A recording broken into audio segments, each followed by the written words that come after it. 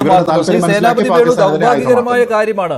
കോൺഗ്രസ് ശ്രദ്ധിക്കേണ്ട കാര്യം കൂടിയാണിത്. സുരക്ഷയുടെ കാര്യത്തിൽ എല്ലാവർക്കും ആശങ്കയുണ്ട്, അത് ശരിയാണ്. പക്ഷെ അവിടെ ശശി തരൂർ പറഞ്ഞ ചില കാര്യങ്ങളുണ്ട്. അദ്ദേഹം പലപ്പോഴും കോൺഗ്രസ് പറയുന്നതിനെതിരായ നിലപാടെടുക്കുന്നയാളാണെങ്കിൽ പോലും ഇവിടെ അദ്ദേഹം എടുത്തിരുന്ന നിലപാട് എല്ലായിടങ്ങളിലും ഇന്റലിജൻസിന് ചില വീഴ്ചകളൊക്കെ സംഭവിക്കാറുണ്ട്, അതിപ്പോൾ ചർച്ച ചെയ്യേണ്ട വിഷയമല്ല, ഇപ്പോൾ രാജ്യം ഒറ്റക്കെട്ടായി നിൽക്കേണ്ട സമയമാണെന്നാണ്. പക്ഷേ കോൺഗ്രസ് നേതാക്കൾ തുടർച്ചയായിട്ട് കേന്ദ്ര സർക്കാരിനെ മറ്റൊരു രീതിയിൽ വിമർശിക്കുമ്പോൾ അതെല്ലാം ആയുധമാക്കുന്നത് പാകിസ്ഥാനാണ്. പാകിസ്ഥാൻ മാധ്യമങ്ങളിൽ തുടർച്ചയായിട്ട് കോൺഗ്രസ് നേതാക്കളുടെ പ്രസ്താവനകൾ എടുത്ത് അവർ അമ്മാനമാടുകയാണ്. വിദ്വേഷ പ്രചാരണങ്ങൾക്ക് ആയുധമാക്കി മാറ്റുന്നത് ഇന്ത്യയിലെ പ്രതിപക്ഷ നേതാക്കളുടെ ശബ്ദമാണ്. അതിൽ പ്രധാനപ്പെട്ടത് കോൺഗ്രസിൻ്റെയാണ്. കോൺഗ്രസ് കേരളയുടേത് പോലും, കേരളത്തിലെ കോൺഗ്രസിന്റെ ഔദ്യോഗിക ട്വിറ്റർ ഹാൻഡിലിൽ വന്ന ആ പ്രസ്താവന പോലും പാകിസ്ഥാനിൽ അത് ആയുധമാണ്, റീട്വീറ്റ് ചെയ്യുകയാണ് അവിടെ ഉണ്ടായിട്ടുള്ളത്. അപ്പോൾ കോൺഗ്രസിൽ നിന്ന് മാറി നിൽക്കേണ്ടതാണ്. മല്ലികാർജ്ജുൻ ഖാർഗെയും രാഹുൽ ഗാന്ധിയും പറഞ്ഞാൽ അനുസരിക്കാത്തവരാണോ ഇന്ത്യയിലെ കോൺഗ്രസ് നേതാക്കൾ?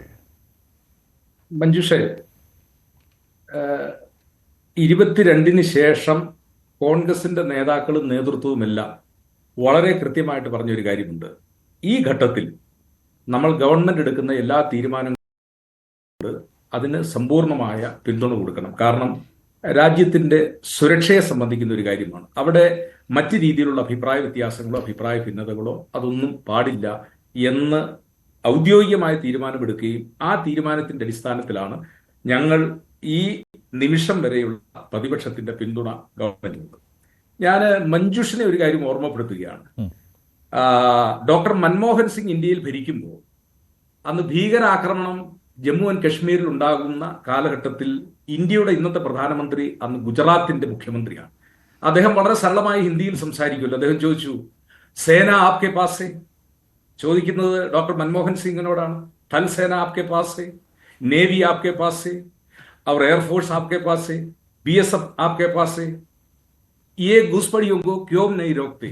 അദ്ദേഹം ചോദിച്ചത് ഇതാണ്.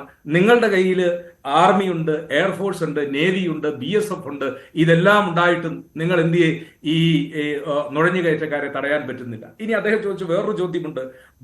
ബാങ്കിങ് സംവിധാനവും മുഴുവൻ നിങ്ങളുടെ കയ്യിലാണ്, ഈ ഭീകരന്മാർക്ക് പണം വരുന്നതിനെ കുറിച്ച് എന്തുകൊണ്ട് നിങ്ങൾക്ക് തടയാൻ പറ്റുന്നില്ല എന്ന അദ്ദേഹത്തിന്റെ പ്രസംഗം ഇപ്പോഴും എന്താ പറഞ്ഞ ഈ നവമാധ്യമങ്ങളിലൊക്കെ പ്രചരിച്ചുകൊണ്ടിരിക്കുകയാണ്. അപ്പൊ ഞാൻ ചോദിച്ചത്, അന്ന് അദ്ദേഹം ചോദിച്ച ആ ചോദ്യം തന്നെ ഇന്ന് ഞങ്ങൾ ചോദിച്ചില്ല. ഇപ്പോ ഞങ്ങൾ അതുകൂടി ചോദിക്കേണ്ടതല്ലേ എന്നാണ് ഞാൻ ചോദിക്കുന്നത്. ഈ സംവിധാനം ചോദിക്കുന്നുണ്ട്, അതിനേക്കാൾ കടത്തിയാണല്ലോ ചോദിക്കുന്നത്. അന്നത്തേക്കാൾ കഠിനമായ രീതിയിലാണ് ഇപ്പോൾ രാജ്യം കടന്നു പോകുന്നത്. ഒരു യുദ്ധത്തിന്റെ മുനമ്പിൽ നിൽക്കുകയാണ്. ആ സമയത്ത് എതിരാളിക്ക് ആയുധം കൊടുക്കുന്നത് എന്തിനാണ് എന്നുള്ള ചിന്ത കോൺഗ്രസിന്റെ നേതാക്കൾക്ക് ഇല്ലാത്തത് എന്തുകൊണ്ടാണ് എന്ന ചോദ്യമാണ് വരുന്നത്. അന്ന് ഇങ്ങനെ പറഞ്ഞില്ലേ, ഞങ്ങൾ ഇപ്പോൾ ഇങ്ങനെ പറയുമെന്ന് പറഞ്ഞാൽ രാജ്യത്തിന്റെ അഖണ്ഡതയാണ് ഇല്ലാതാകുന്നത്.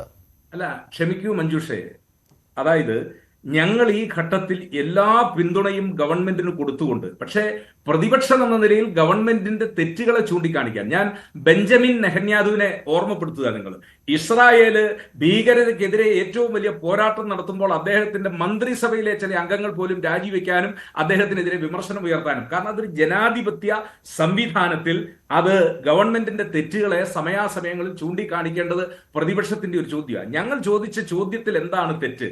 10-20,000-ഓളം ആളുകൾ വരുന്ന, മൊബൈലിന് പോലും റേഞ്ച് ഇല്ലാത്ത ഒരു പ്രദേശത്ത് ഒരു 4 സുരക്ഷാ ഉദ്യോഗസ്ഥന്മാരെ ആയുധങ്ങളുമായിട്ട് നിങ്ങൾ നിർത്താത്തതിന്റെ കാരണം ഇവർ പറയുന്നത് ടൂറിസ്റ്റുകൾക്ക് അലോസരം ഉണ്ടാവും. ടൂറിസ്റ്റിന് ഒരു അലോസരം ഉണ്ടാവില്ല സാർ. ടൂറിസ്റ്റിന് അവിടെ വരാനും അവന് സുരക്ഷിതമായിട്ട് പോകാനും അവിടെ സുരക്ഷാ ഉദ്യോഗസ്ഥന്മാരുടെ ചുമതലയിലുള്ള ആളുകൾ ഉണ്ടാകണമായിരുന്നു. അതില്ലാതെ വന്നതിന്റെ പോരായ്മയല്ലേ ഈ സംഭവം മുന്നിലുണ്ടായിരിക്കുന്നത്. ഇനി പാകിസ്ഥാന്റെ ആവശ്യം എന്താണ്? പാകിസ്ഥാന്റെ ആവശ്യം ഇന്ത്യയെ പ്രകോപിപ്പിക്കുക, അതോടൊപ്പം അവരുടെ ജനങ്ങളെ പാസിഫൈ ചെയ്യുക എന്നുള്ള.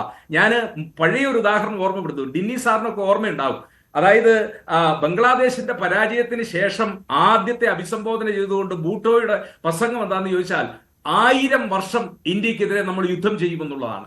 1000 സാൽ ഹിന്ദുസ്ഥാൻ കെ സാത്ത് ലഡേഗ, അദ്ദേഹത്തിന്റെ പ്രസംഗം അതായത്. കാരണം ബംഗ്ലാദേശിൽ തോറ്റു, അല്ലെങ്കിൽ ബംഗ്ലാദേശ് നമ്മുടെ കയ്യിൽ നിന്ന് പോയി, നമ്മുടെ 92,000-ഓളം സൈനികർ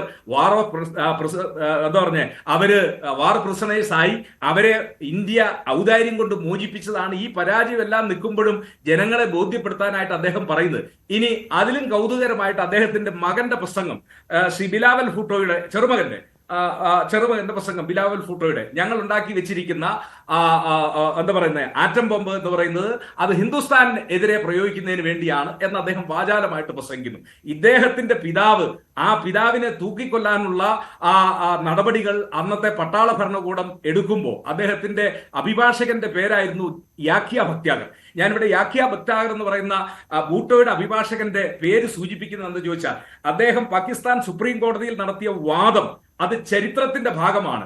അതിനെക്കുറിച്ച് ലോകത്തിലെ നിയമജ്ഞര് പറഞ്ഞിരിക്കുന്നത് അത്തരം ഒരു വാദഗതി പാകിസ്ഥാൻ ഒഴിച്ച് ലോകത്തിലെ ഏത് രാഷ്ട്രത്തിലും കോടതിയിലും നടത്തിയിരുന്നുവെങ്കിൽ ഭൂട്ടോയെ വെറുതെ വിടുമായിരുന്നു എന്നുള്ള. അപ്പൊ ഞാൻ പറഞ്ഞു വന്നത് പാകിസ്ഥാനിൽ ഇതൊക്കെയാണെന്നേ, അവരുടെ ഭരണാധികാരികളെ അവർ കൊല്ലും, അവരെ വെടിവെച്ച് കൊല്ലും, ആകാശത്തോട് പോകുന്നതിനെ മിസൈൽ വെച്ച് താഴെ വീഴിക്കും.